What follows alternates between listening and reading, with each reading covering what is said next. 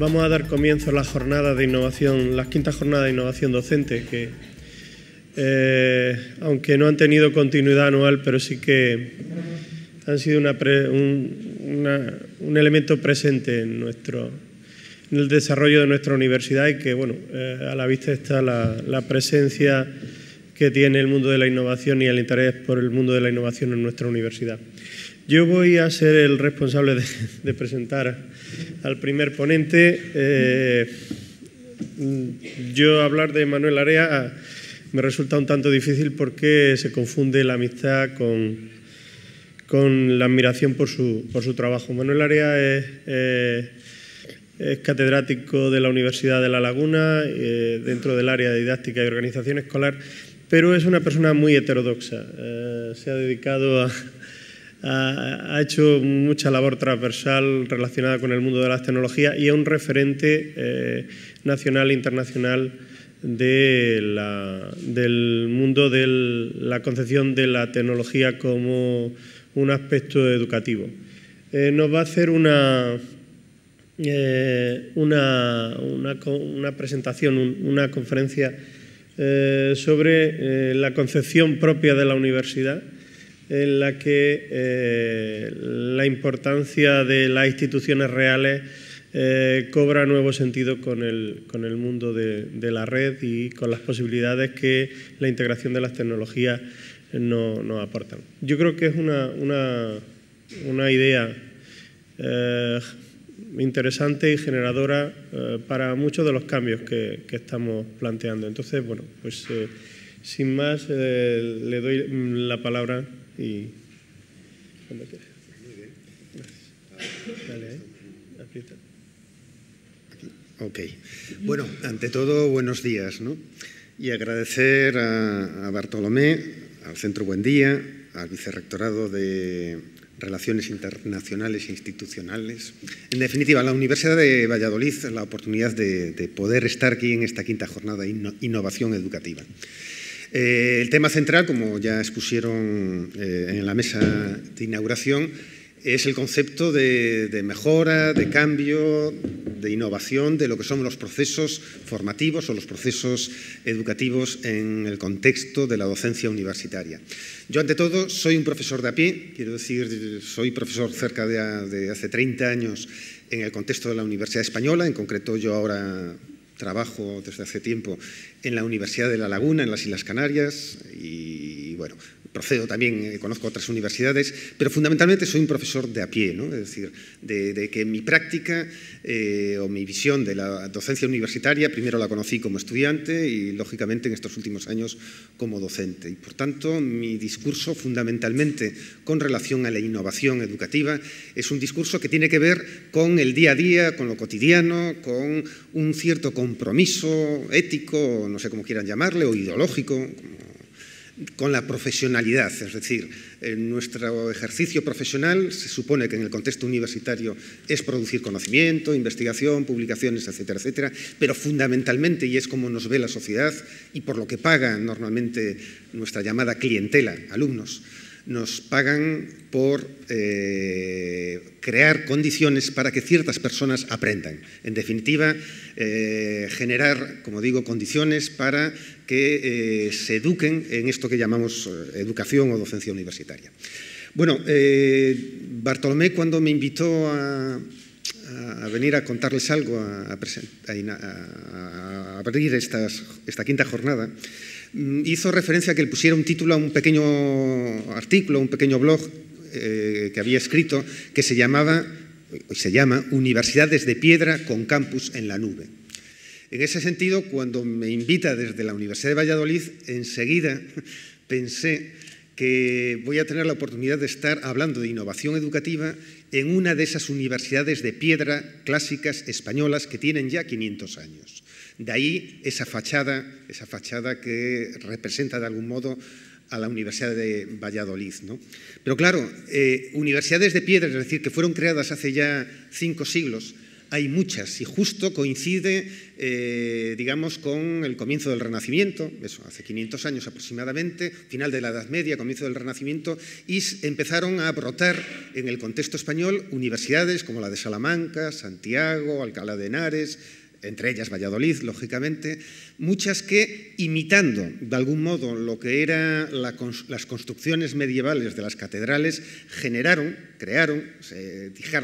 digamos, se hicieron visibles a través de edificios de piedra, a través de edificios muy sólidos, no sé si prepotentes, pero sí imponentes, supuestamente porque lo que había dentro de ellos era un conocimiento, un saber también muy sólido, lleno de certezas, lleno de sabiduría, ¿no?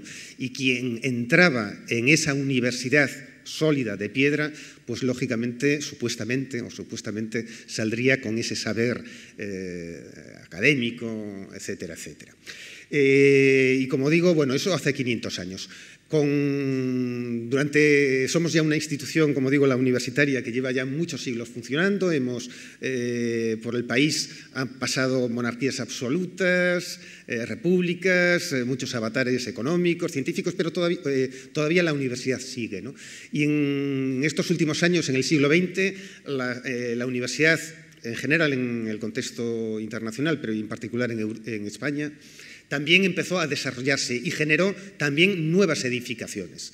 Tanto las universidades clásicas tipo Valladolid generaron nuevos campus, como brotaron también otras universidades. De repente, de 15, 20 universidades que había en los años 70, ahora somos ya cerca de 80 o 70 y pico, etc. Y se generaron también edificios aparentemente sólidos, en vez de piedra, de hormigón, ¿no? Y todos podemos poner ejemplos. Con la llegada del siglo XXI, pues de repente empieza a surgir un nuevo concepto que está muy de boga, muy recién, que es el concepto de la nube, ¿no? Eso es algo etéreo que está ahí, ¿no?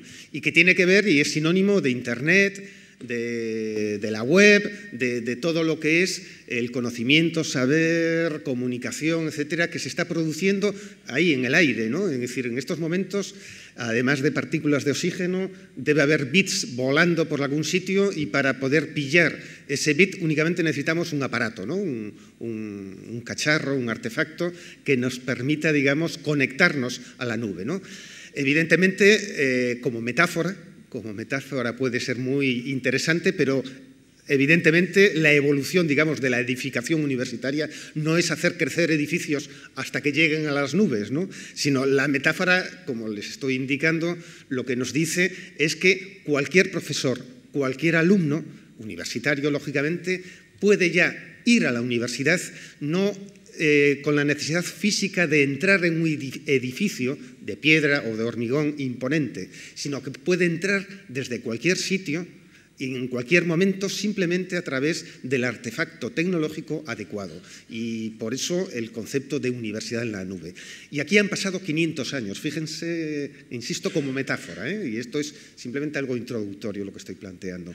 Han pasado 500 años y hemos pasado de eso, de la solidez física de los edificios de piedra, a través luego en su evolución con la argamasa, hormigón, ladrillos, cementos y demás, a este nuevo concepto, no sé, etéreo, que nos inunda, que todavía muchos no sabemos lo que es. Somos usuarios, pero todavía es tan reciente, tan ectoplásmico, que aún no sabemos hacia dónde nos lleva, qué modelo de docencia y aprendizaje universitario, ¿no? Si quieren, he hablado, digamos, de la escenografía arquitectónica general, pero siguiendo con la metáfora arquitectónica, a nivel de los microescenarios donde se ha producido durante estos 500 años la enseñanza y el aprendizaje entre profesores y alumnos, también ha ido cambiando. Hace 500 años, y pongo ahí la fotografía ya clásica del aula Fray Luis de León de la Universidad de Salamanca, que estaba detrás de aquella fachada de piedra que puse antes, pues verán que ese tipo de aula se basaba en bancos de madera con una especie de púlpito, la cátedra, creo que le llamaban, de ahí lo de catedrático, de subirse a la cátedra, a ese púlpito, para dictar la lección, ¿no? Y quien estaba sentado en los bancos de madera, pues tomaba nota.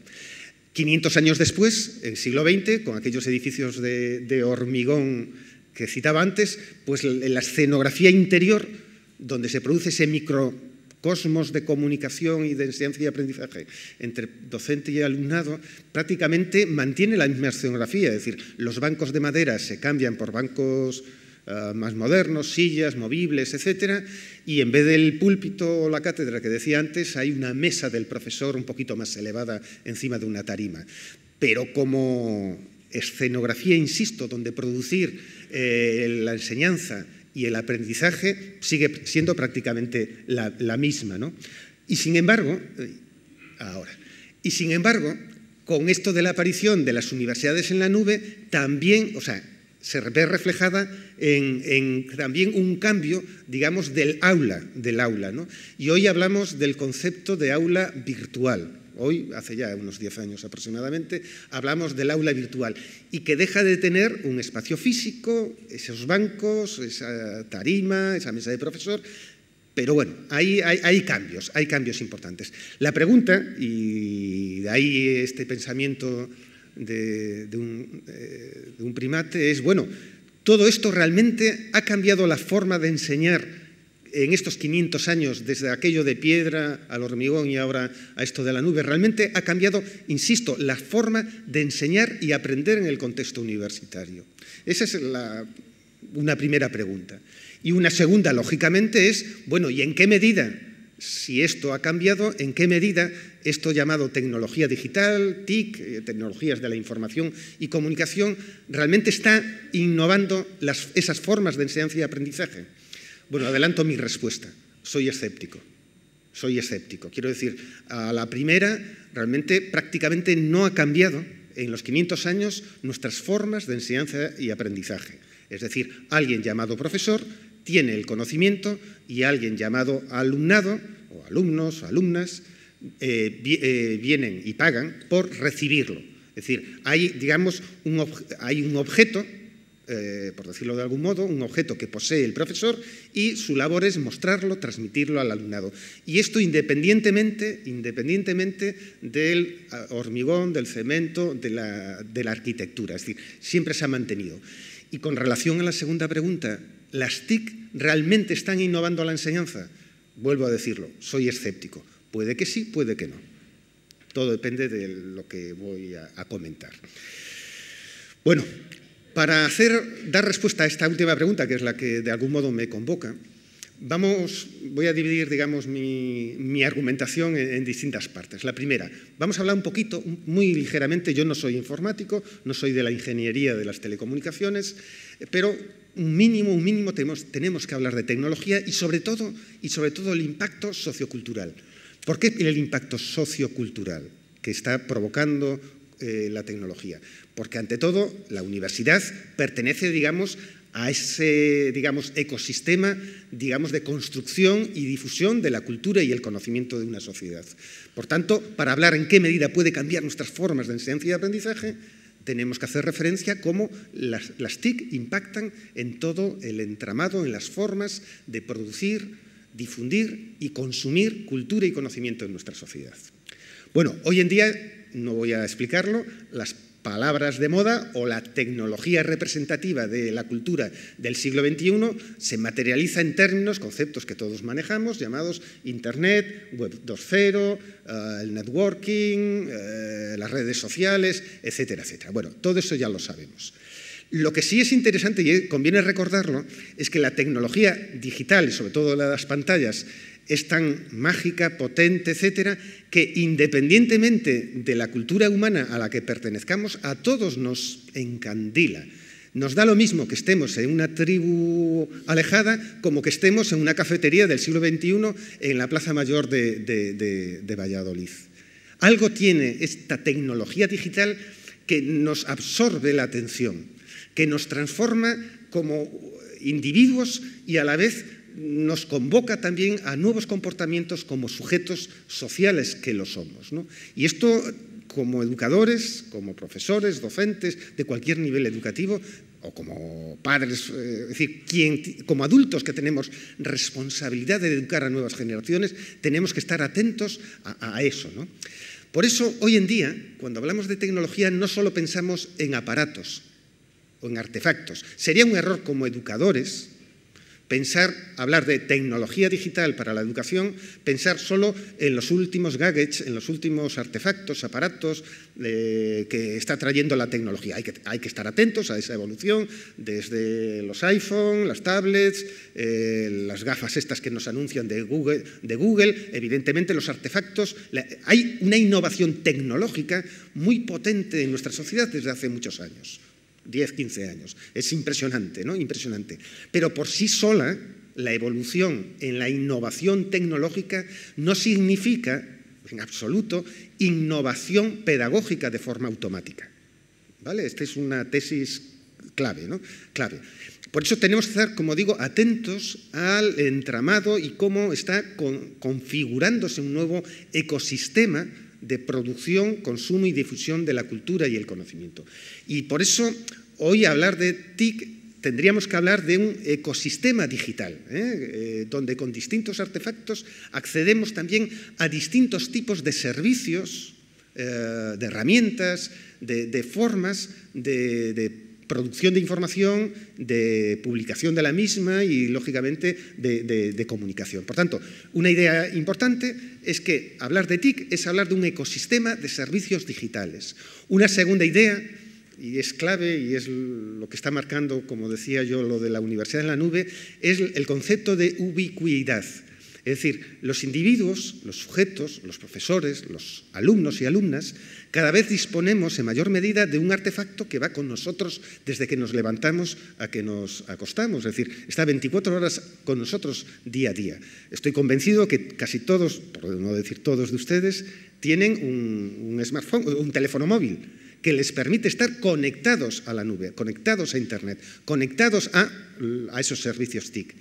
Y esto les permite estar de algún modo, ser ubicuos, es decir, desde cualquier punto, espacio físico y evidentemente en cualquier momento, sea en tiempo real, síncrono o asíncrono, ustedes pueden estar en comunicación con sus estudiantes y viceversa, los estudiantes con los profesores o los servicios educativos, pedagógicos, docentes que una universidad tenga en la nube. De ahí la computación en la nube y, lógicamente, un concepto que ya viene existiendo desde hace muchos años, pero ahora ha emergido con una fuerza brutal, que es el concepto de red, ¿no? De redes. Redes tecnológicas, pero también redes humanas, redes sociales, ¿no? Y evidentemente, y este es un dato interesante, cuando hablamos de redes sociales no solo me refiero a Facebook, a Twitter, a lo que habitualmente se llama redes, sino que yo con mis estudiantes configuro una red particular de mi asignatura o se puede configurar una red particular social de estudiantes de una misma titulación, facultad, etcétera, etcétera, ¿no? Bueno, pues todo esto es posible gracias a la tecnología. Bueno, bien, todo esto, ¿y qué tiene que ver todavía con la innovación, con la enseñanza universitaria? Pues fíjense, sigo con las metáforas, me encantan las metáforas. Antes hablaba de la solidez de los edificios de piedra o de hormigón frente a los edificios etéreos de esto del campus o de la universidad en la nube. Pero podemos utilizar esa metáfora de lo sólido y lo líquido, y no es mía, el concepto viene de un sociólogo que muchos conocerán, Zygmunt Bauman, podemos aplicarlo también al tipo de conocimiento y al tipo de materialización del conocimiento que hemos desarrollado en las universidades.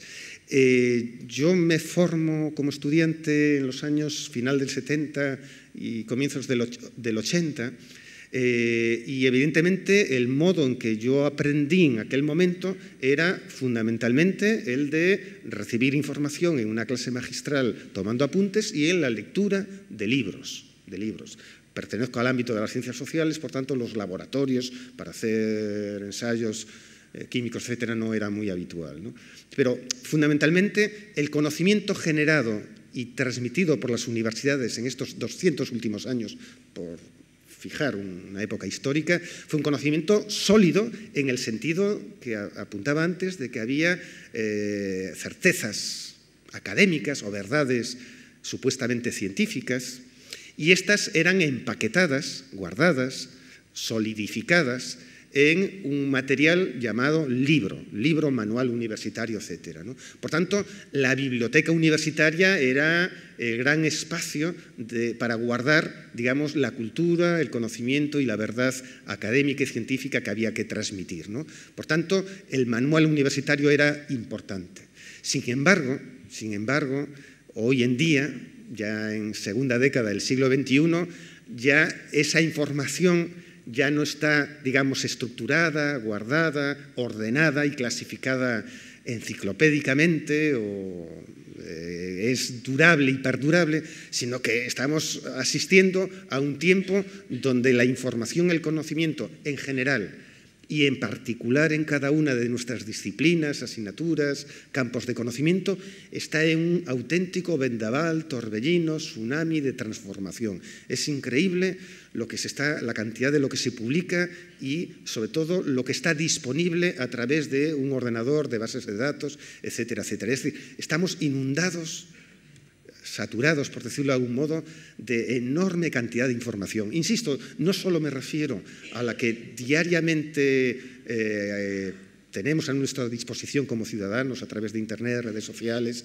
periódicos digitales, etcétera, blogs y demás, sino en particular a nosotros como profesores e investigadores universitarios con relación a nuestra disciplina. Es cambiante, es más la metáfora de un fluido, de un líquido en transformación, como digo, constante, y que en el estado sólido de la piedra que representaba esa metáfora del conocimiento de hasta hace pocos años, ¿no? Por tanto, esto significará inevitablemente que quienes trabajamos en este contexto de cultura líquida o de información que está fluyendo y transformándose y cambiando aceleradamente, tenemos que tener una serie de competencias cognitivas, investigadoras, académicas y, en consecuencia, educativas, también bien distintas de lo que significaba ser profesor, donde las certezas, el conocimiento era estable y duraba tiempo, ¿no? Duraba tiempo y, por tanto, podía transmitirse. Bueno, todo eso nos implica muchas cosas. Mensaje claro.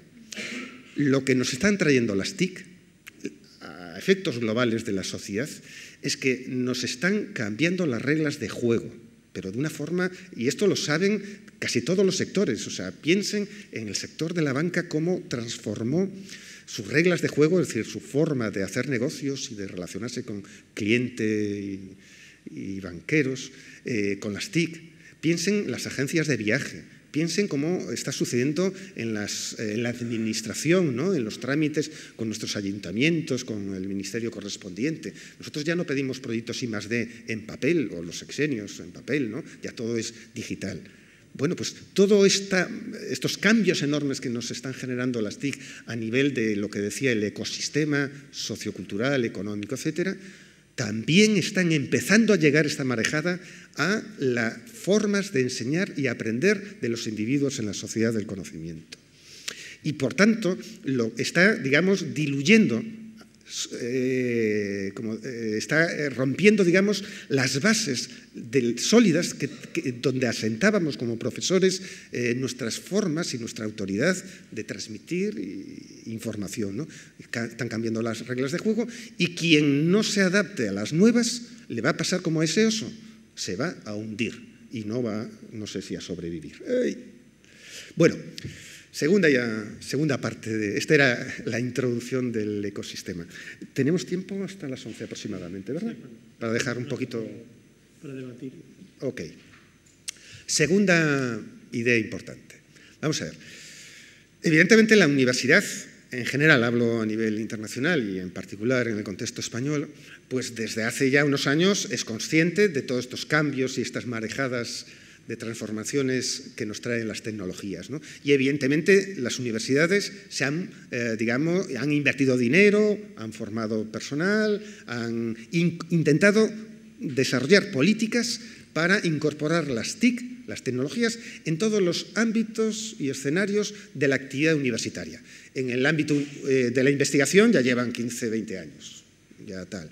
En el ámbito de la administración universitaria llevan ya también 10 años. Ya se pueden cubrir notas, calificaciones, consultarlas, matricularse en la matrícula online, etcétera, etcétera. Y en el ámbito, digamos, de la docencia, en nuestras formas de enseñar y aprender, pues también llevamos ya casi una década. Esto se conoce, el uso de las TIC con fines de enseñanza y aprendizaje universitario, se conoce como docencia virtual, docencia online, teleformación, e-learning, tiene muchos nombres. Evidentemente, en 10 años han pasado muchas cosas y esto ha evolucionado, es decir, el uso de las TIC con fines educativos no nació con la nube, hace 2 o 3 años, sino lleva, como digo, ya una década por lo menos. Y han pasado muchas cosas. La primera que ha pasado es que de repente, cuando empezó a utilizarse la tecnología y a crear estos escenarios de docencia virtual, empezó a hablarse, estaba ahí, pero no se hablaba tan claramente, de 2 formas de relacionarnos con los estudiantes y hacer práctica formativa o de enseñanza, que es docencia presencial, es decir, en espacios físicos, y docencia virtual, es decir, en espacios online, en la nube, etcétera, etcétera. Esto ya venía de atrás, en el sentido de que nos recordaba a la llamada educación presencial, o enseñanza presencial, y educación a distancia, es decir, sin el encuentro físico de profesores y estudiantes. Universidades como la UNED tienen ya una tradición, ya 50 años, creo, ya en este país y en otras partes del mundo. Quiero decir, no era un invento nuevo, ¿no? Ya viene de hace tiempo. Hace aproximadamente 20, 25 años se crea una universidad en el contexto español completamente online. Fue, en ese sentido, revolucionaria, ¿no? Es la UOC. Y esta tarde les hablará un profesor que ha sido protagonista, digamos, de ese proceso, ¿no? El profesor Albert Sangra. Bueno, lo que ocurre es que empiezan hace aproximadamente 10 años las llamadas universidades clásicas, tipo Valladolid y otras muchas, a hablar de que podemos hacer enseñanza presencial físicamente en las aulas de siempre de cemento y hormigón, pero también enseñanza a distancia, ¿no? Hace 10-15 años, sobre este concepto de docencia virtual, prácticamente la mayor parte del profesorado universitario de nuestras universidades apenas conocía este concepto. Y si a alguien lo hablaba, le sonaba raro, a chino. De hecho, yo confieso que soy pionero, al menos en mi universidad hace 15 años, de empezar a utilizar la web para apoyar mi docencia, y cuando lo planteaba en mi departamento me decían, ¿y qué? ¿Y learning? ¿Y eso qué es? ¿No das clase? O sea, recuerdo alguna discusión en que me decían que si yo trabajaba allí no daba clase. Pero bueno, hace 10-15 años prácticamente la inmensa mayoría del profesorado no podía vincular, o le resultaba difícil vincular, dar clase, enseñar y por tanto los alumnos aprender fuera del espacio físico del aula, del laboratorio o de la biblioteca universitaria.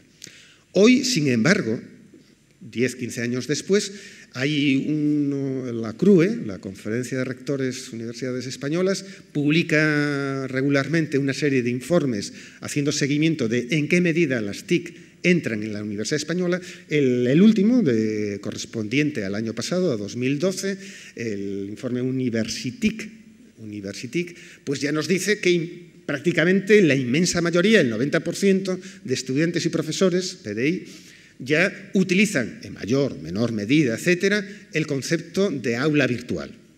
Podemos entrar a discutir, y lo haremos, sobre la calidad del uso docente de esa aula virtual. Pero ya es, digamos, un concepto asumido, cotidiano, por decirlo de algún modo, y ya no es extraño y extraordinario. Básicamente, cuando surgen estas 2 ideas de lo presencial, encuentro físico, frente a lo virtual, hacer educación virtual, surge el problema, por lo menos a las universidades, insisto, tradicionales, como la de Valladolid y a la que pertenecemos, o yo pertenezco, surge cómo podemos mezclar. Son 2 fenómenos, 2 actividades completamente separadas, es decir, educación presencial tal cual y educación a distancia sin encuentro físico, o podemos integrarlas y mezclarlas. Evidentemente la respuesta fue positiva y además necesaria. Es decir, son 2 escenarios para poder comunicarnos, trabajar y enseñar y aprender. 2 escenarios. ¿Cuál fue la respuesta para hacer esta integración y esta mezcla, como digo, entre hacer docencia presencial y docencia llamada a distancia o virtual o como quieran llamarle? Pues el concepto que se genera hace ya 15 años es el concepto de aula virtual.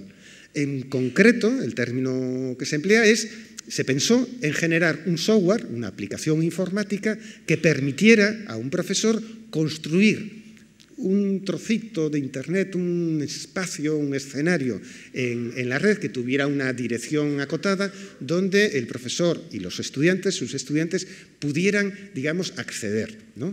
Y eso se conoce en términos, digamos, de la especialidad como los LMS, los Learning Management System. Es decir, un software, una aplicación informática, como digo, que permite a un docente generar un espacio, un aula, similar a nuestras aulas físicas, pero en Internet, donde yo como profesor, como docente, puedo gestionar todas las actividades que hacen los estudiantes, puedo poner allí los materiales de estudio, puedo dar informaciones, noticias, igual que hago en clase, ¿no? Mañana o pasado mañana hay examen o sea, hacer todo lo que hago supuestamente en clase presencial, hacerlo online, ¿no? Y para eso se generaron esas aplicaciones informáticas. La más conocida, y preguntaba yo ayer cuál era la que se utilizaba aquí en la Universidad de Valladolid, me dijeron que es Moodle. Moodle es prácticamente casi un estándar a nivel internacional y en particular casi todas las universidades españolas. Pero decir Moodle, y supongo que todos ustedes la conocen, la manejan y prácticamente ustedes, profesores innovadores, disponen de estos espacios virtuales, decir Moodle no es pensar en la única opción o en la única software o en la única posibilidad de hacer docencia online. Y eso es lo que yo quiero empezar a cuestionar. Bueno, en estos 10-15 años, básicamente, la forma de entremezclar, como les decía, las clases presenciales, la educación tradicional de cuerpo a cuerpo, face to face, como se dice, cara a cara, entre estudiantes y alumnos, junto con entornos virtuales, pues podríamos, digamos, que habría 3 grandes modelos o formatos básicos, muy básicos, luego con sus variantes. El primero de ellos es, y creo que es el que mayoritariamente, y así lo atestiguan los estudios que exploramos en la mayor parte de universidades, y supongo, y cada uno de ustedes piensen en cuál está, lo que suele ocurrir es la docencia universitaria en las clases presenciales sigue exactamente igual, yo tengo que ir a clase según me marca mi horario para las asignaturas, según tenga 6 créditos, 9, X créditos, la facultad confecciona un horario y tengo que ir físicamente al aula el lunes a las 11 de la mañana hasta las 12, el miércoles de 1 a 2, bueno, lo que sea, tengo que ir físicamente y cumplir a rajatabla el horario presencial y además de ese horario presencial, además, como un anexo, como un añadido, como un apéndice, además tengo un aula virtual. Este suele ser el modelo más repetido y más habitual y extendido en universidades españolas. En algunas, solo en algunas, no en todas, en algunas, empiezan a reconocerse oficialmente de que podemos combinar o, si quieren, pasar algún tiempo, algún porcentaje de tiempo, un 10%, un 15%, un 20%, un 30%, del tiempo que tengo que estar físicamente con mis estudiantes a combinarlo y es reconocido en el plan docente como espacio en docencia virtual. No en todas, no sé la situación de la UVA, aquí no. Aquí entonces estamos en las TIC me traen sobrecarga docente y a los estudiantes no les digo. Es decir, además de hacerlo de siempre, además tenemos otra cosa añadida llamada aula virtual. Podemos, como pueden pensar, en debatir mucho de eso. Un segundo modelo o opción es empezar a hablar ya de una mezcla, una integración donde no haya gran parte de separación entre la actividad que desarrollo presencialmente, físicamente, en espacios de aula de cemento, con actividades y docencia en los espacios virtuales. Es lo que se conoce como la enseñanza semipresencial, B-Learning, blended, B-Learning viene de blended, learning, aprendizaje mezclado, enseñanza semipresencial, etc. Que viene a ser, y también empieza a ocurrir en varias universidades, que hay un porcentaje importante del tiempo docente, el tiempo que supuestamente yo tengo que estar dando docencia, un tiempo importante que va más allá del 30-40%, incluso puede alcanzar el 50-50%, donde toda mi actividad, como digo, se da desarrollada indistintamente en espacios presenciales y en espacios virtuales. Este modelo, insisto, conocido como B-Learning, empieza a ser reconocido, al menos por los expertos, por la investigación, con un enorme potencial educativo, innovador y que tiende a facilitar aprendizajes diferentes y complementarios con relación a la enseñanza tradicional que hemos hecho en espacios físicos.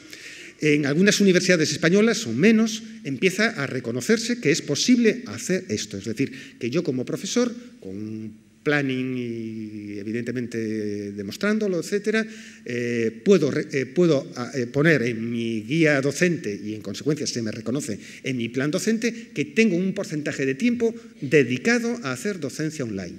Y esto significa pues, que hay que desarrollar entornos de aula virtual más complejos, más cargados de actividades, más llenos de materiales de calidad, bueno, más cosas, ¿no? Más cosas que tener un aula virtual como un mero apéndice, como un anexo. Y evidentemente la tercera opción es la educación a distancia completamente o con muy poca presencia o contacto físico, ¿no? Es lo que se ya conoce como e-learning, electronic learning, aprendizaje electrónico, educación online, y es ya apostar por, como digo, educación a distancia desarrollada prácticamente casi en su totalidad, empleando los recursos tecnológicos, los recursos de la web, aulas virtuales, videoconferencia, etcétera, etcétera, etcétera, ¿no? Esto, como les dije antes, solo lo abordaba las universidades a distancia hace 15 años, la UNED en España y la UOC cuando nació en su momento. Ahora empiezan a emerger otras universidades también online. Y curiosamente, también las universidades clásicas, desconozco la situación de Valladolid, son conscientes de que hay una potencial clientela, un potencial alumnado que va más allá, puede ir más allá de los límites físicos de nuestros edificios y que podemos conseguir alumnado de Sudamérica o de Latinoamérica en general o de otras partes del territorio español o de lengua española, podemos conseguir alumnado si hacemos oferta de posgrados online, y ya empieza a ser bastante habitual, y alguna universidad clásica presencial se empieza a atrever a hacer también oferta de grados online completamente. Y estos son nuevos retos. Y cuidado, no solo son retos institucionales para los gobiernos universitarios, sino, lógicamente, son retos para los profesores de a pie, como cada uno de nosotros, porque no es lo mismo la forma de trabajar, de enseñar, de planificar la enseñanza, de plantear las actividades, de tutorizar al alumnado, si lo hago en mi despacho, en mi clase, en mi laboratorio, que si lo hago en estos llamados entornos o aulas virtuales. Cambia radicalmente si queremos hacerlo bien, Bueno, mensaje. Las aulas virtuales tipo Moodle, las que ustedes conocen, etcétera, son, por decirlo de algún modo, son muy potentes, ¿no? A mí me gustan, yo soy muy usuario de esas aulas virtuales. Están evolucionando. Ahora el Moodle anda ya por la versión 2, mañana estará en la 1480, ¿qué más da?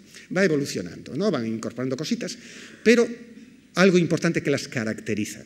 Son espacios cerrados, son islas aisladas. Es decir, han imitado tan bien el modelo, digamos, de enseñanza clásica de universidad de piedra, es decir, que una universidad de piedra, de hormigón, tiene espacios físicos, aquellas aulas que veíamos antes, cerrados entre 4 paredes, con una puerta, con cerradura, donde solo pueden entrar aquellos que han pagado matrícula y, por tanto, es un espacio privadísimo entre profesor y estudiantes. Bueno, pues eso que ha ocurrido físicamente lo hemos trasladado al mundo del aula virtual.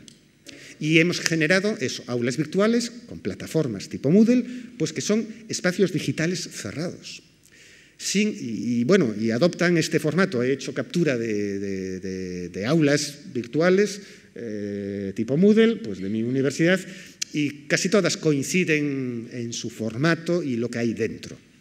Y yo, como experto en educación, pedagogo, como quieran llamarle, o profesional, observador de la innovación educativa, este tipo de construcción de aulas docentes a través de entornos virtuales tipo Moodle dejan, desde un punto de vista de innovación pedagógica, mucho que desear. En definitiva, tienden a reproducir con mayor fidelidad las prácticas tradicionales que hacemos en nuestras clases presenciales. Si me lo permiten, y de verdad hay estudios, muchos colegas lo han hecho, sobre qué características pedagógicas, qué tipo de modelo de enseñanza y aprendizaje se desarrolla en la mayor parte de aulas virtuales de las universidades españolas, pues descubrimos que evidentemente hay ejemplos muy innovadores, muy potentes, y seguro que la inmensa mayoría de ustedes desarrollan prácticas innovadoras, pero en líneas generales, por el contrario, encontramos que la mayor parte del tipo de aulas virtuales suelen ser una reproducción de información, suele ser el que los profesores tendemos a utilizar la pantalla, la tecnología, para colocar allí nuestros apuntes en formato PDF o Word o PowerPoint, o si quieren vídeo. Un vídeo no deja de ser información, solo que en otro formato audiovisual, y se lo presentamos al alumnado para que aprenda recibiendo información. Y es prácticamente ese modelo de yo, profesor, tengo la información valiosa, reconocida académicamente, etcétera, pero en vez de dictarla presencialmente en el aula, te la cuelgo allí en el aula virtual para que tú la leas. El manual, en definitiva, es decir, el manual que yo les decía antes de papel, ¿no?, del libro sólido. En definitiva, el cambio es un cambio de soporte tecnológico, pero en el fondo no deja de ser prácticamente, como ahí aparece, viejo vino, simplemente cambiamos el odre, que lo convertimos en nuevo. Por tanto, el modelo más repetido en los espacios docentes virtuales universitarios españoles, y no solo españoles, en definitiva siguen un modelo pedagógico de transmisión de información, y no ha habido cambio sustantivo de innovación pedagógica, ¿no? Como, por sintetizarlo en ideas, sigue habiendo, son aulas virtuales basadas en contenidos, insisto, en lo sólido. Esta es la certeza que tú tienes que aprender, y yo la tengo como profesor y yo te la muestro. ¿No? Hay poquísima comunicación, en el sentido de que yo pongo materiales, documentos, para que los lean o los vean los estudiantes, y los alumnos me los devuelven a lo mejor pidiéndoles un ensayo, un ejercicio, un problema que tienen que resolver, etcétera, y hay poca fluidez comunicativa entre las personas, aprendizaje por recepción, y por tanto sigue el modelo expositivo de enseñanza. Sigo con las metáforas. Mis aulas virtuales vienen a ser como una especie de la pizarra de toda la vida donde yo explico como profesor. Sin embargo, la realidad de Internet, la realidad de la web 2.0, la realidad de las redes sociales, la realidad de ese ecosistema digital al que hice referencia antes, es todo lo contrario de este modelo de aula cerrada, sólida, petrificada de algún modo, y son lo que podemos llamar espacios digitales abiertos, los blogs, las wikis. Cuando uno accede a Internet y navega libremente, o con fines determinados, encuentra eso, un océano enorme de información. Y apenas hay puertas, si las hay, ¿no?, evidentemente, ¿no?, para acceder a ciertos sitios. Pero en líneas generales, el ecosistema de cultura digital es un ecosistema radicalmente distinto, insisto, al cerrado, al privado, y frente a ello es otro, ¿no?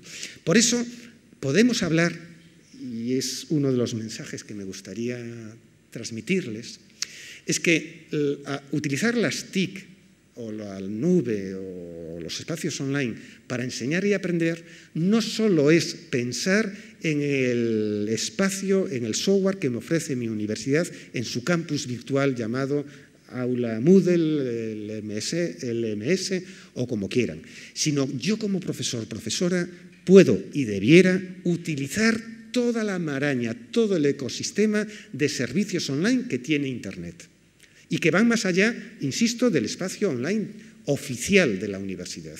Y eso, mucha gente dice que se convierte, por tanto, el el espacio para aprender el ecosistema donde aprender un estudiante en torno a mi materia, sea en competencias a desarrollar, en contenidos, conocimientos, etcétera, debiera ser en toda la red. Mi propuesta no es solo, no es pasar del aula cerrada Moodle al ecosistema abierto Web 2.0, es mezclar ambas cosas. Lo retomaré más adelante. No piensen que es pasar del blanco al negro o de A a B o del sí al no. Tenemos espacios institucionales, oficiales, privados, entre profesores y estudiantes online, pero no desaprovechemos, por favor, no desaprovechemos toda esa riqueza de servicios online donde se está gestando realmente la comunicación y la producción de cultura, conocimiento e información de la red. Las razones son múltiples y no quiero alargarme. ¿Por qué? Porque toda la Web 2.0, realmente donde está la biblioteca de base para mi asignatura, para mi materia, para mi titulación, para mis estudios, ya no solo es en la biblioteca física de la facultad o de la universidad, es en toda la red. Por tanto, tenemos que demandarles a nuestros estudiantes y mostrarles de algún modo cómo utilizar toda la Internet como biblioteca de calidad informativa para materias, contenidos concretos. A la vez, las tecnologías, por aquello de la facilidad comunicativa, son espacios donde puede haber mucho intercambio entre las personas, entre mis estudiantes, y por tanto puedo crear redes sociales específicas entre mis estudiantes, y para eso yo tengo que saber manejar yo estos servicios, ¿no? Algo importantísimo, con los servicios online, con los servicios de Internet, de la Web 2.0, cada vez es más fácil publicar, es decir, hacer público productos intelectuales, académicos que uno gestiona. Y es más fácil publicar ahora, hacer público, insisto por publicación, en formato digital, tanto para el profesor o profesores como para los estudiantes. Y apenas hemos demandado a nuestros estudiantes que generen conocimiento, que produzcan, que publiquen. Como mucho se queda en un pequeño trabajo que nos lo entregan y es algo privado. Bueno, pues toda la tecnología de los blogs, las wikis, de mapas conceptuales online, es decir, cosas que eran muy complicadas elaborar y hacía falta un software hace unos años complejo y difícil de aprender, hoy en día es tan transparente, tan fácil, que podemos utilizarlo, o si quieren, reutilizarlo con fines educativos para nuestros estudiantes, para que produzcan lo que llamamos objetos y contenidos digitales, desde un formato vídeo, mapa conceptual, presentación multimedia o texto o hipertextos, ¿no? Y esto nos lleva a lenguajes audiovisual, multimedia y sobre todo algo importantísimo. ¿Vamos bien? Y vuelvo a retomar esta idea de la ubicuidad.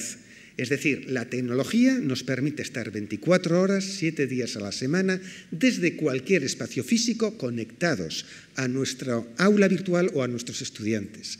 Ayer llego a Valladolid por la tarde y inevitablemente recibo correos de mis estudiantes, a la vez entro en mi aula virtual y a la vez sigo en comunicación con ellos, independientemente que no estuviera físicamente en la isla de Tenerife, ¿no? Es decir, el ser ubicuo es lo que nos permite, de algún modo, como uno de los grandes, voy a llamar beneficios de la tecnología, el poder hacer un salto cualitativo importante respecto a los modelos tradicionales de enseñanza. Y claro, si esto es así, si la ubicuidad, es decir, yo estoy conectado de forma más o menos permanente, insisto, en tiempo real, en tiempo síncrono o en tiempo diferido, significa que los espacios virtuales no puedo vivirlos como una sobrecarga de mi tiempo laboral docente. Y esto trae, como citaba antes, nuevos retos institucionales para las autoridades universitarias. Es decir, hace falta una nueva regulación o unas nuevas formas de normas del tiempo y del espacio de la docencia. Ya no, desde mi punto de vista y modesto punto de vista, ya no vale seguir con el modelo organizativo de la universidad del siglo XIX o del siglo XX, donde el control del tiempo era fundamental, es decir, solo se podía ejercer una actividad siempre y cuando confluyeran en el mismo espacio y a la misma hora profesores y estudiantes. Bueno, esto, como ven, hay implicaciones que van más allá de lo meramente pedagógico para hablar ya de una nueva regulación de los tiempos laborales universitarios. Bueno, los 5 minutos, 5 o 6 minutitos.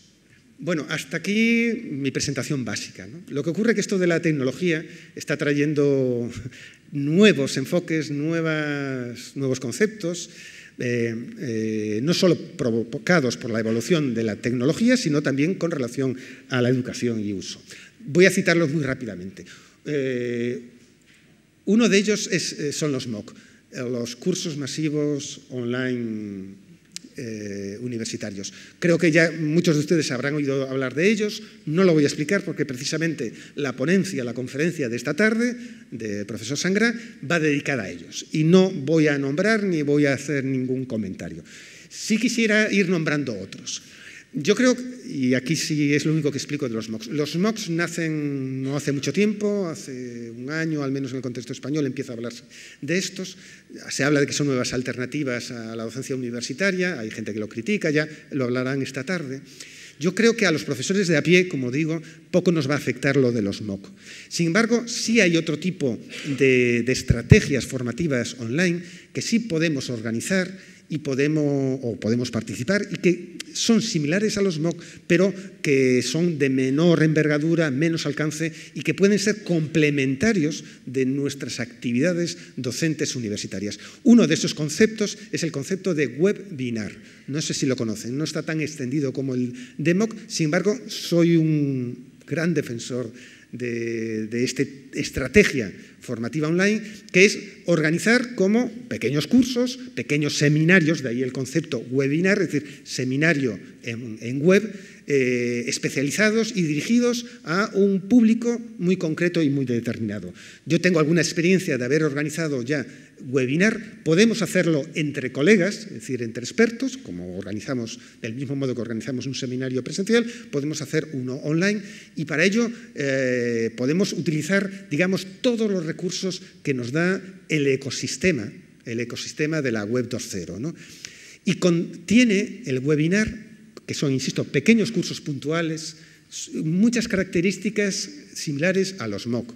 Son gratuitos, persiguen en la medida de lo posible el que haya mucha inscripción, muchos participantes, que haya información, digamos, enlatada, ofrecida por algún experto, ponente o lo que sea, que se presenta en formato vídeo o de lectura y sobre todo mucha actividad comunicativa y debate. Por tanto, yo no perdería de vista, por ejemplo, como nuevos enfoques o nuevas estrategias, el concepto de webinar, lo apunto. Otro de los conceptos que también están emergiendo es el llamado el flipped classroom, ¿no? La fotografía que ven ustedes ahí no está equivocada, sino viene a ser una representación de la clase al revés. Y esto empieza a hablarse mucho. ¿En qué consiste eso del flipped classroom, la clase al revés, la clase volteada o como quieran llamarle? Pues básicamente, por explicarlo en poquitas palabras, es que hay dos mundos, hay dos escenografías, como les decía antes, el B-Learning, ¿no? Hay la escenografía de encuentro físico presencial cara a cara en aula normal, profesor-alumnos, pero también hay actividad en el entorno virtual. Bueno, pues la idea es que lo que tradicionalmente hemos hecho en la enseñanza, sea en la escuela, en el instituto o en la universidad, que es en la clase presencial, profesor, doy información, transmito mi conocimiento, toman apuntes, etcétera, y luego ustedes en casa preparan, trabajan sobre eso, desarrollan actividades, van a la biblioteca, buscan información, etcétera, pues le demos la vuelta. Es decir, yo, profesor, con la tecnología puedo enlatar, puedo poner mis clases magistrales grabadas en píldoras, multimedia, puedo hacer buenos PDFs, puedo hacer buenos mapas conceptuales, puedo enlatar, en definitiva, mi conocimiento y, por tanto, eso lo estudian ustedes en casa o fuera del tiempo escolar acotado académico. Y cuando nos encontremos físicamente, nos vamos a encontrar para gestionar y organizar actividades, tareas de aprendizaje.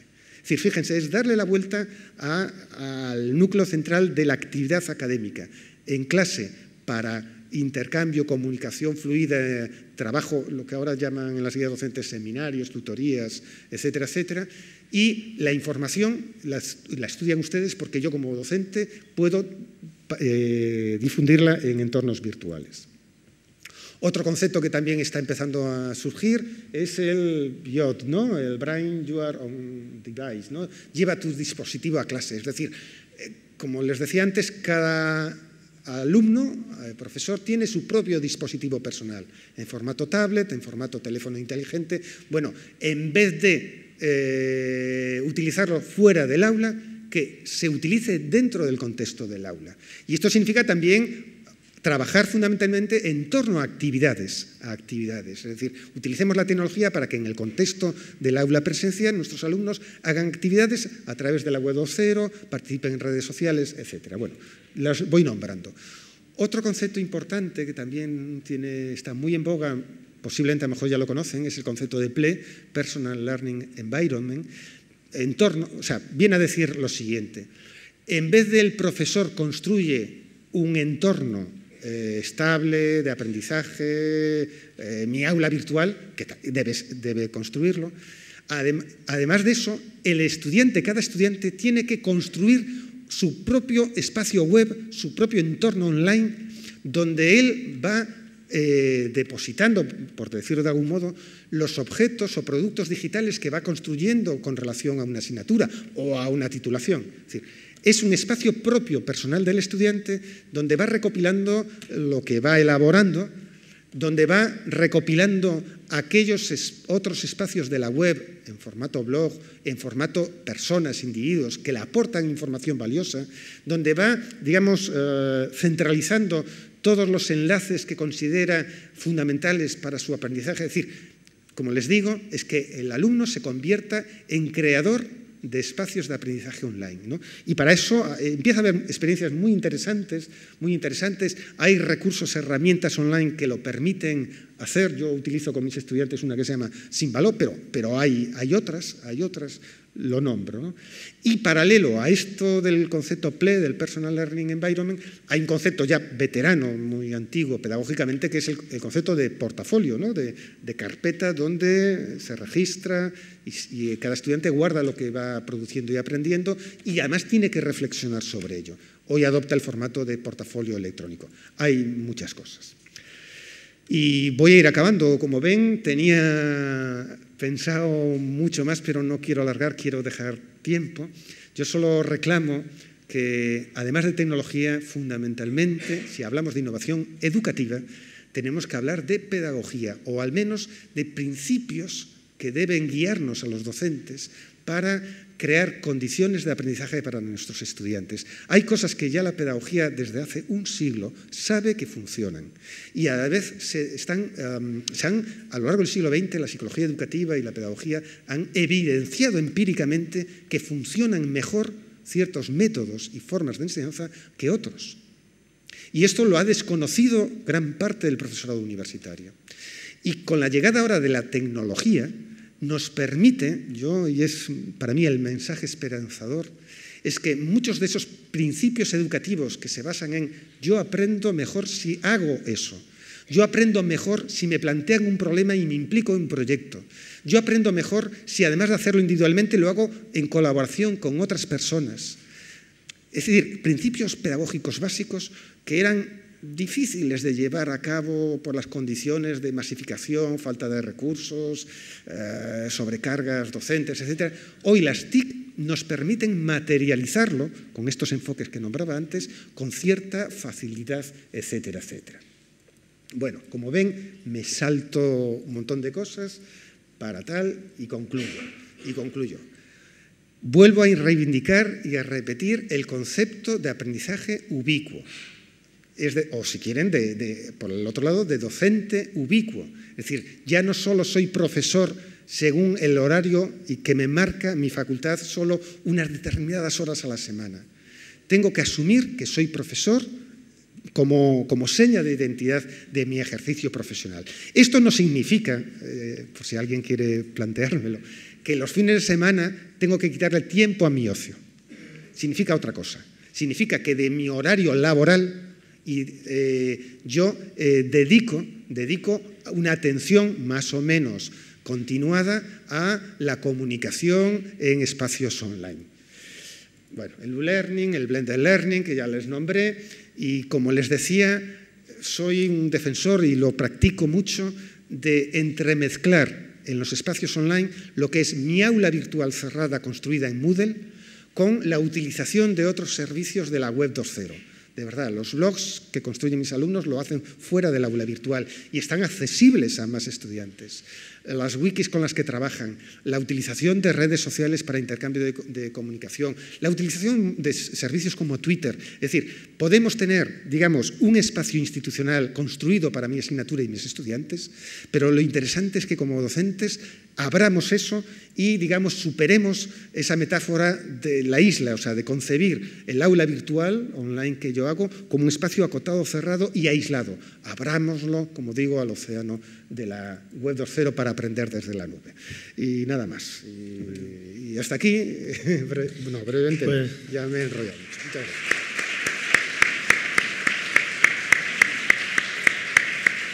Muchas gracias. Bueno, sí, tenemos tiempo. Pues muchas gracias, Manuel. Por empezar por el final, a mí me ha surgido una duda, ¿no? Y es que, viendo los principios pedagógicos que en realidad están detrás de muchos de los cambios, habría que plantearse qué principios pedagógicos habría que desterrar. A mí se me ocurrían varios. La nivelación del alumnado, que mucho profesorado que está muy presente en la universidad. Tenemos que nivelar, es decir, quién está arriba, quién está abajo, quién está en medio. El tema del principio pedagógico de la retórica, es decir, yo construyo un mensaje que he madurado, pero lo construyen igual mis alumnos, y luego después yo creo que también tiene que cambiar un poco la perspectiva de la preocupación por el alumnado. Pero bueno, si os parece, a mí me han surgido muchas preguntas, pero tenemos como cuarto de hora, bueno, 10 minutos para poder hacer algunas intervenciones y contrastar cosas. Después también en el café espero que estas preguntas sirvan para que la gente siga discutiendo y sigamos hablando al respecto. Entonces, si os parece, abrimos el turno de palabra.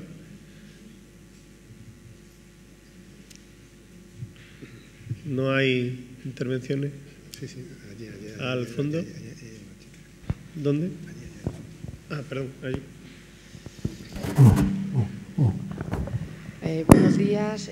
Bien, primero agradecer la excelente exposición que nos ha hecho el ponente y luego desde una postura un poco crítica, todo esto es fenomenal, pero yo lo que me encuentro a diario en las aulas y todavía creo que la enseñanza presencial es la base, porque es donde realmente ves la cara del alumno si lo ha entendido o no.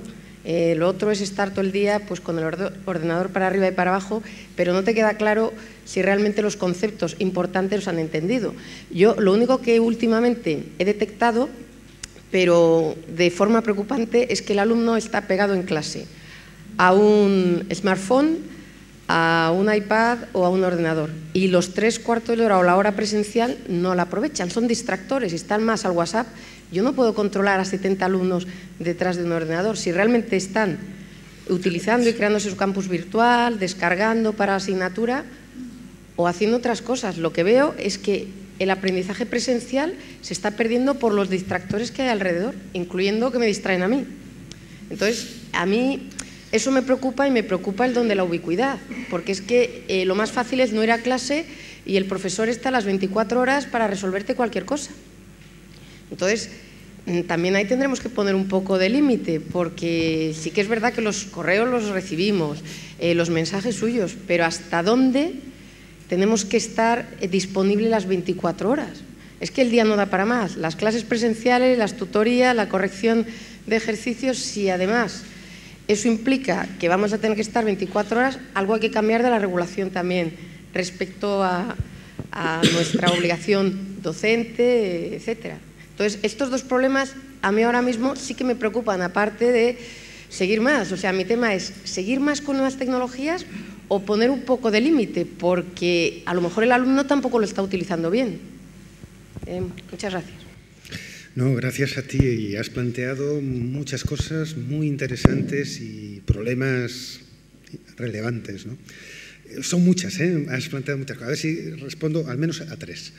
Vamos a ver, la primera, no quisiera haber transmitido la imagen de que esté hablando yo de que ahora tenemos que hacer educación virtual porque es lo valioso, lo relevante y disminuir la presencialidad. Es decir, no quiero transmitir una imagen maniquea, simplista, de lo presencial ya es el pasado, lo antiguo, lo desfasado, y lo virtual es lo guay, lo bueno y el futuro, en absoluto.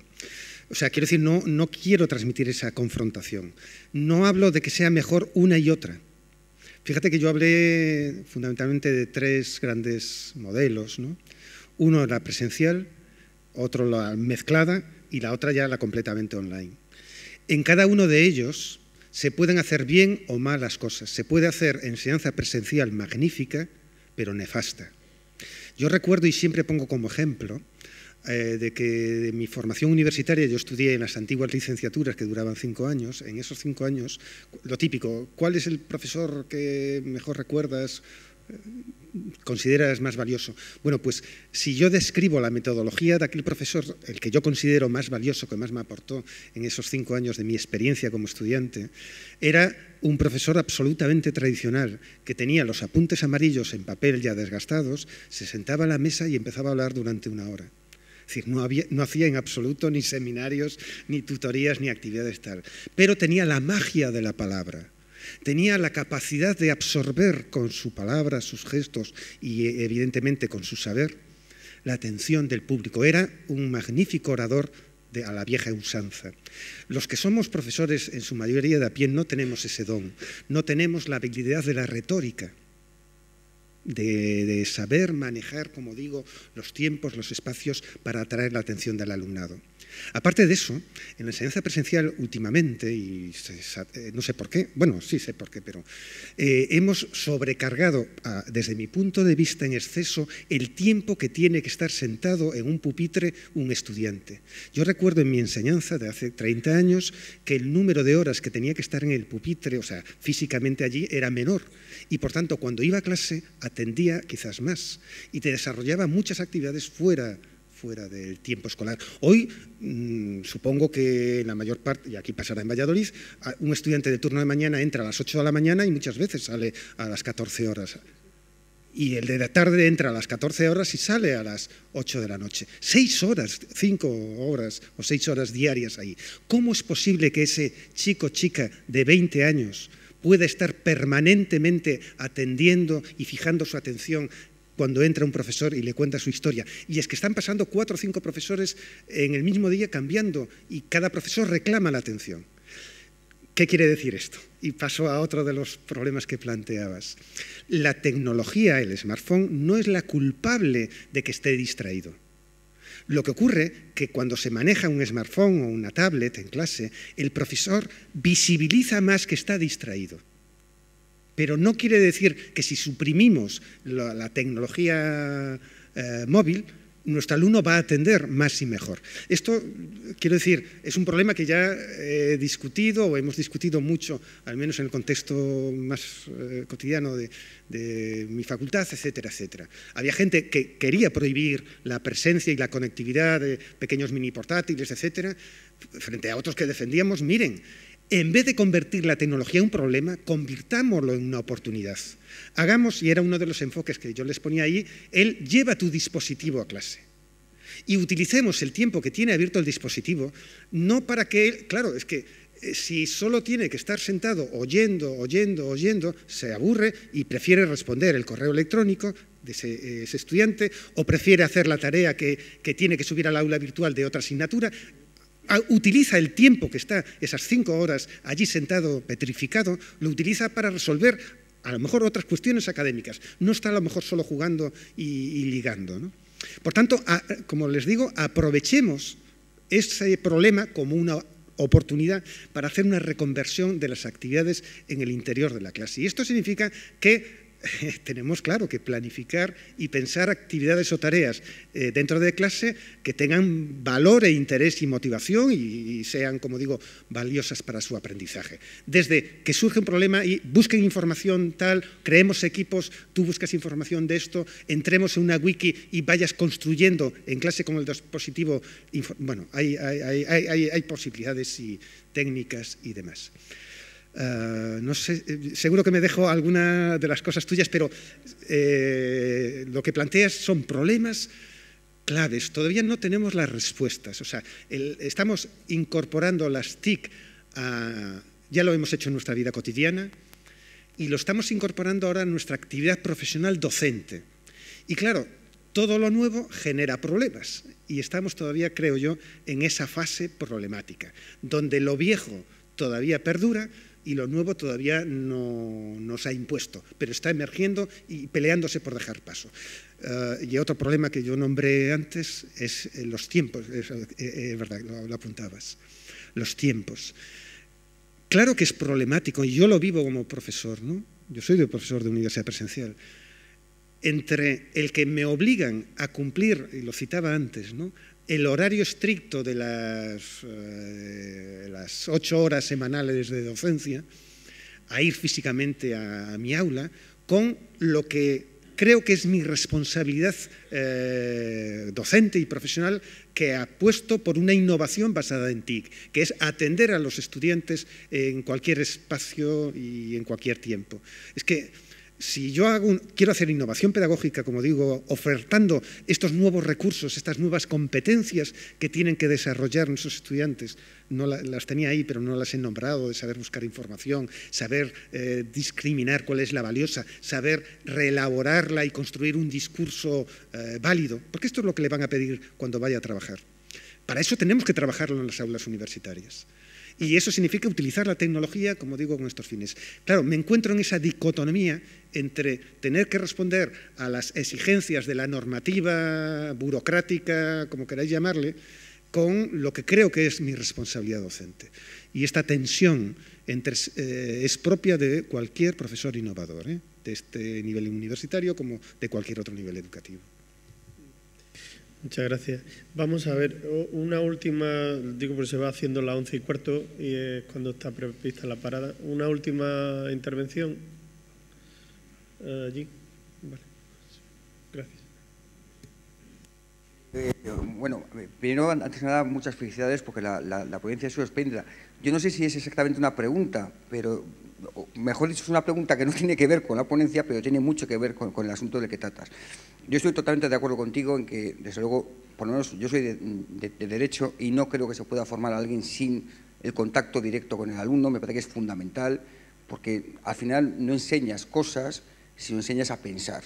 Y enseñar a pensar, a argumentar, esto es imposible evitar el contacto. Claro, aquí tenemos hay muchos problemas. El fundamental es que los que utilizamos el Moodle, claro, vas metiendo información. Aunque luego hagas cuestionarios, wikis, chats, tal, yo estoy muy de acuerdo con la conectividad 24 horas, yo tengo un compromiso con los alumnos de que en 24 horas les respondo y no lo veo además como una carga para mí. Para mí es muy cómodo el que pueda ir evacuando el trabajo según me llega y que no llegue el lunes al despacho y tenga 50 mensajes que responder. Es decir, que la tecnología, vivimos con ella, es verdad que por un lado nos ata, pero creo que por otro lado nos da mucha más movilidad. Puedo responder ahora, dentro de una hora, dentro de 2, no tengo por qué hacerlo todo sobre la marcha.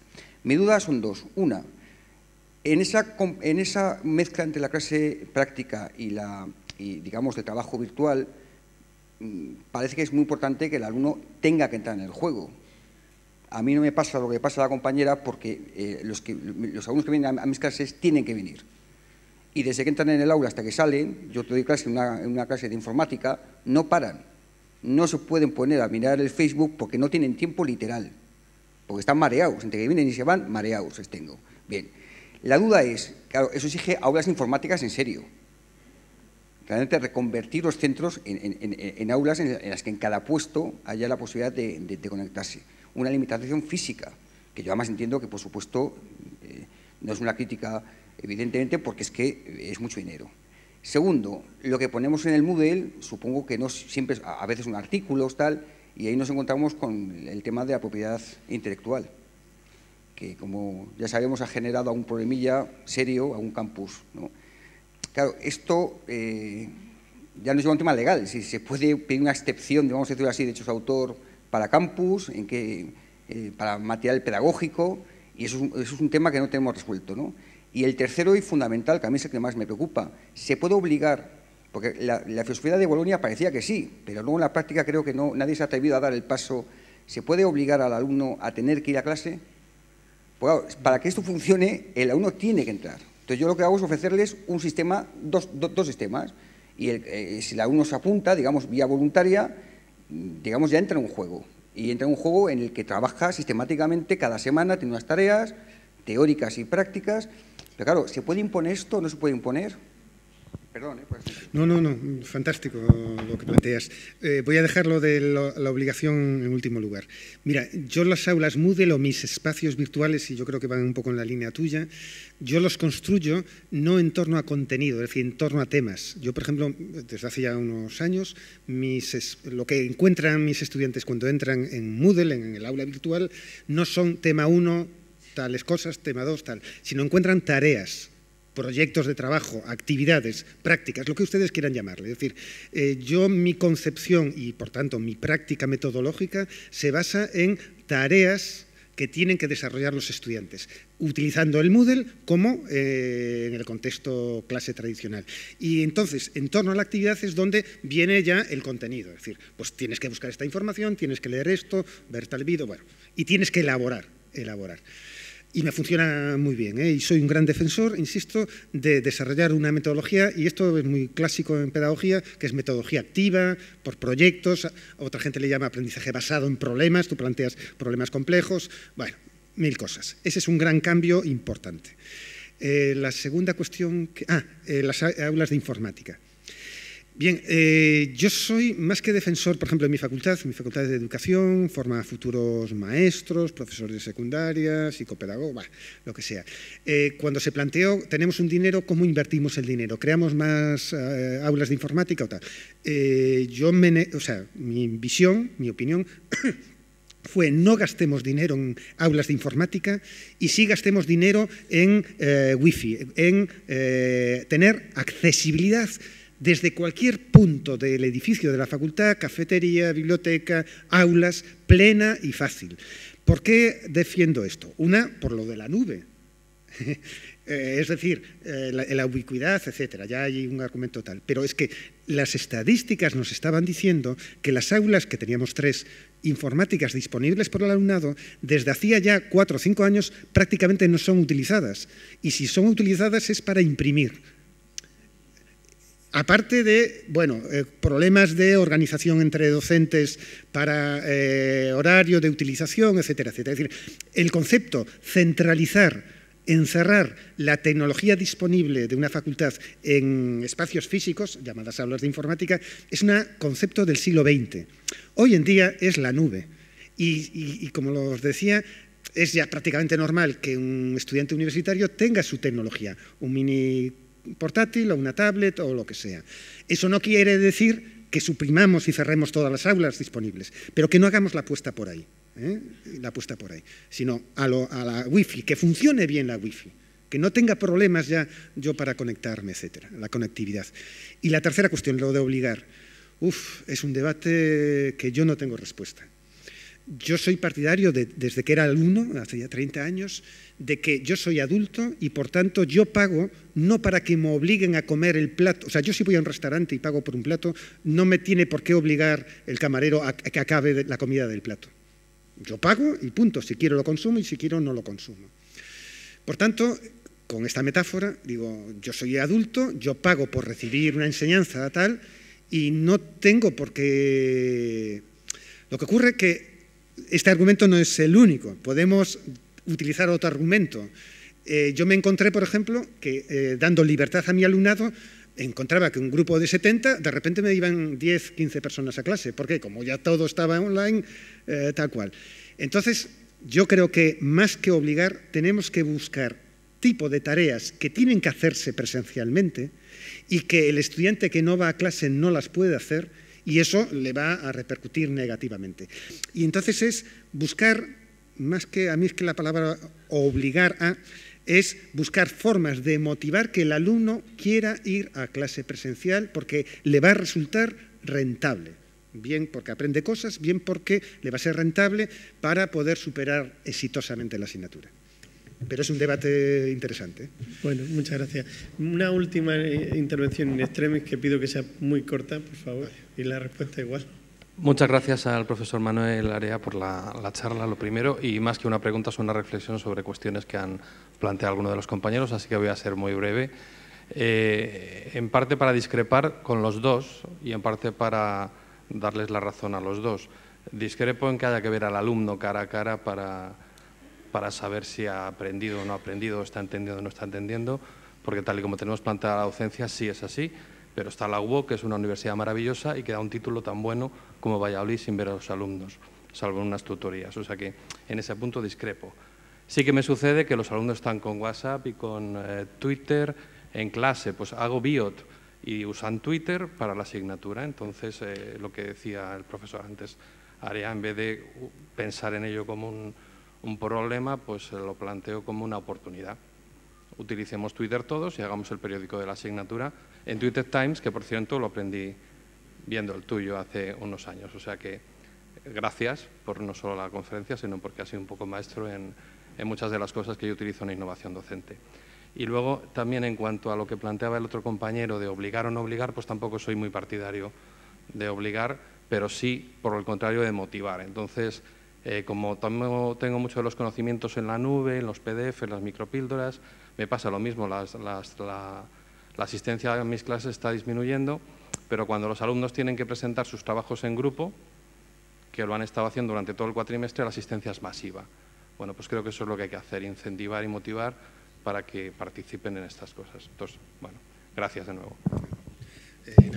Comparto eso. Solo una cosita, quizás a la compañera que defendió la clase presencial.